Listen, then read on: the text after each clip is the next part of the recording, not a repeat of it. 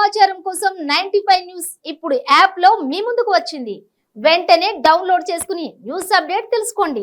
ప్రతి క్షణం ప్రజాక్షేమం కోసం. ఐశ్వర్య రాయ్ బచ్చన్ తన కుడి చేతి గాయంతో ధైర్యంగా కేన్స్ రెడ్ కార్పెట్ పై అడుగుపెట్టింది.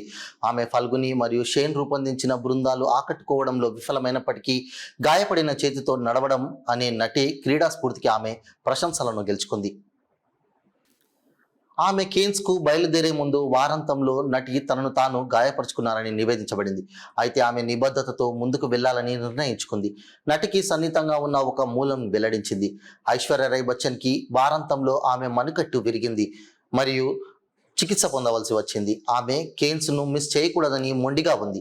గత 22 సంవత్సరాలుగా ఆమె పాటిస్తున్న సాంప్రదాయం ఆమె తన వృత్తిని పూర్తి చేయడానికి ఆసక్తిగా ఉంది. కట్టుబాట్లు మరియు ఆమె డాక్టర్ నుండి క్లియరెన్స్ పొందిన తర్వాత కేన్స్కు చేరుకుంది. ఆమె ఇంటికి తిరిగి వచ్చిన తర్వాత శస్త్రచికిత్స చేయమని సలహా ఇచ్చింది. ముంబైకి తిరిగి వచ్చిన తర్వాత యాష్కి శస్త్రచికిత్స జరగనుంది. ఇది వచ్చే వారంలో షెడ్యూల్ చేయబడింది.